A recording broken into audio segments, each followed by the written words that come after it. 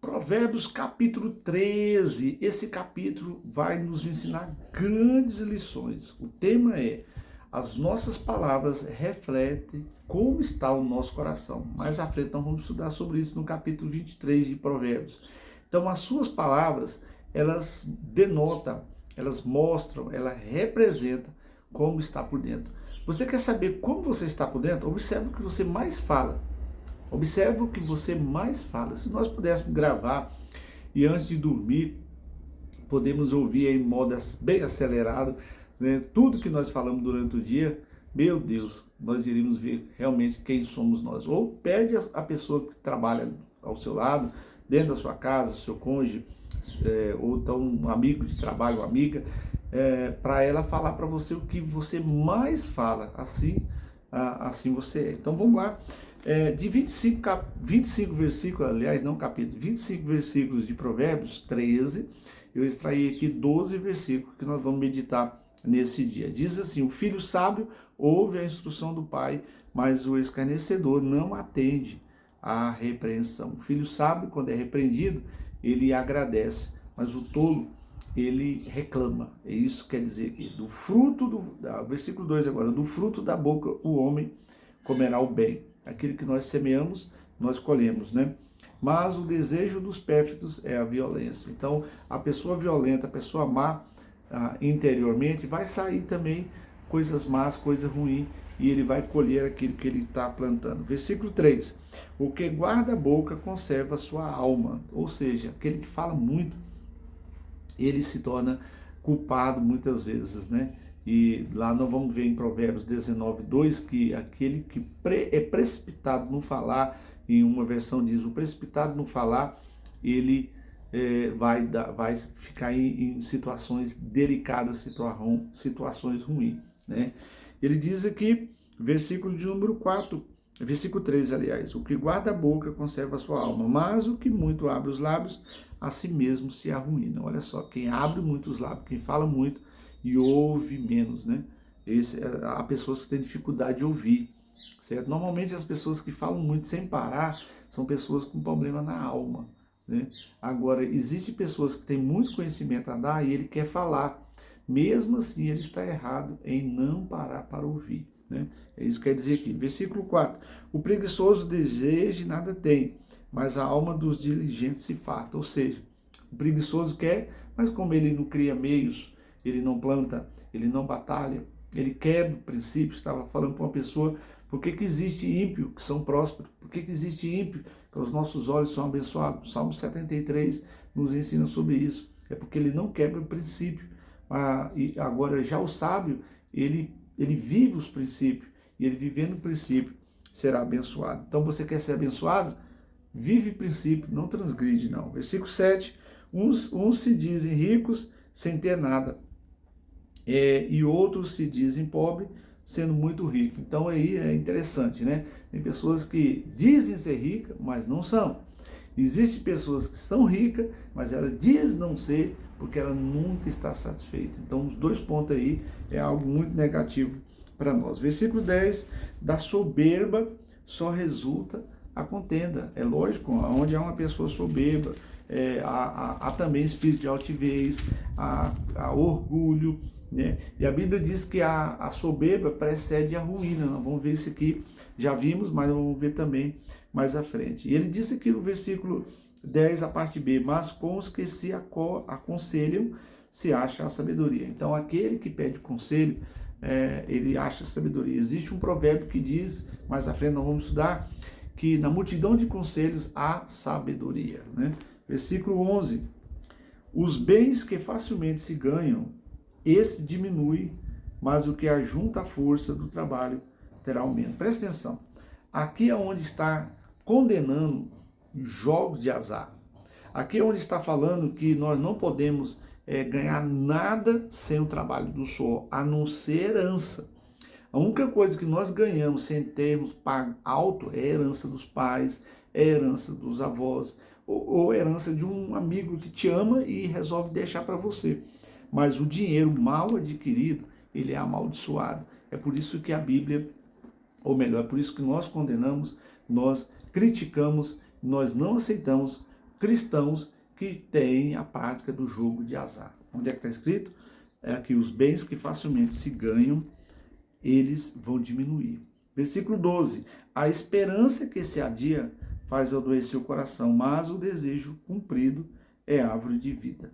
Existem pessoas que, por quebrar princípio, vai adiando as bênçãos de Deus. Mas existe aqueles que aceleram a bênção de Deus. Interessante isso. Estava conversando com a pessoa, aconselhando ela.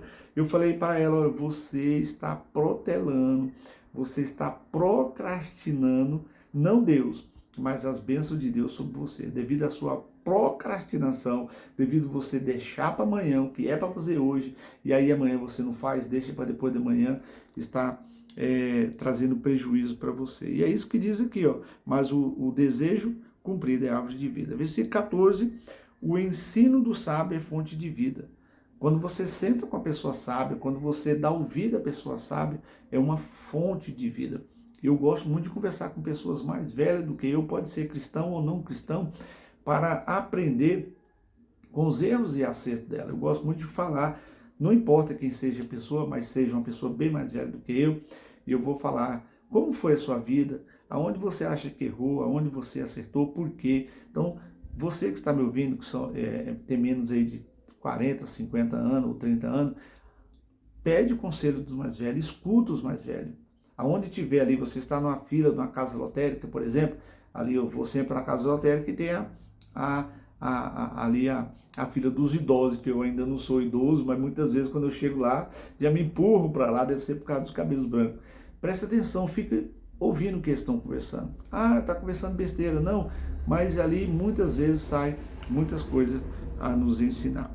E ele diz aqui, o ensino do sábio é fonte de vida, mas o que se evitam os laços, para que se evite o laço da morte. Ou seja, a pessoa que escuta o sábio, ela vai evitar transtorno, desgraça, ruína na sua vida. Versículo 16, todo prudente procede com conhecimento. Oh, meu Deus, isso aqui é fantástico. Vamos lá. Uma pessoa que sabe proceder, ela procede porque ela tem conhecimento. Lá em Efésios 5, versículo 15, lá fala, vede prudentemente como andais. Então, ou seja, o prudente, ele sabe onde pôr o pé. E é isso que ele está falando aqui, ó. O prudente, ele procede com conhecimento. E se não há conhecimento, há destruição. Nós conhecemos muito bem isso, Oséias 4:6 e 4:14 fala sobre isso. Mas o insensato espraia a sua loucura, né? A pessoa sábia, ela sabe andar, porque ela tem conhecimento. Mas aquele que não tem, logo, logo ele mostra que não tem. Versículo 20. Quem anda com o sábio será sábio, mas o companheiro dos insensatos se tornará mau. Eu amo esse versículo. Assim como me converti, eu li Provérbios, me aconselharam a ler Provérbios, o provérbio do dia, por exemplo. Se o dia tem 31 dias, você lê um provérbio por dia, você vai ler em um mês o livro de Provérbios. E eu sempre tive esse hábito. Eu leio 4, 5, 6 vezes, 8, às vezes 10 vezes por mês, por ano, aliás, né, o livro de Provérbios. E quando eu li, aquele que anda com sábio se tornará sábio. Foi isso que eu fiz. Por isso que eu tenho facilidade de gravar, porque eu andei com muitas pessoas que aprendi a exercitar o seu cérebro. Então, você quer ser sábio? Anda com pessoas sábias. Você quer ser tolo? Anda com tolo.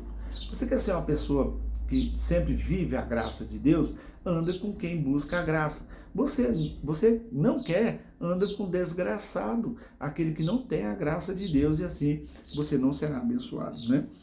Mas ele diz aí, continuando o versículo 24, o que retém a vara aborrece seu filho, mas o que o ama, cedo disciplina. Isso aqui é sobre criação de filhos. Nós precisamos disciplinar os nossos filhos. Existe um provérbio, nós vamos ver depois, eu vou repetir o que eu vou falar, provérbio 22:6, educa a criança no caminho que deve andar, para quando envelhecer, ele não venha desviar dele. Isso aqui são conselhos que a nossa parte é fazer isso. Mas a gente sabe que há filhos que, mesmo com a correção, ele traz transtorno. Por outro lado, há filhos que são educados, há filhos que querem mudança de vida, mas há filhos que não querem mudança de vida. Mas a nossa parte é o quê? É não reter a vara.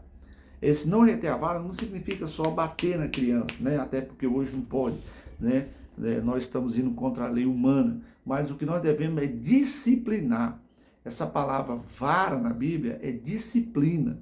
Disciplina o seu filho, certo? A questão do castigo, por exemplo, deixar ele de fazer aquilo que ele gosta porque ele deixou de fazer o certo.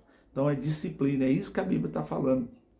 Mostra para o seu filho o que é certo para que ele possa buscar e o que é errado para que ele possa evitar. Então nós vimos aí, certo?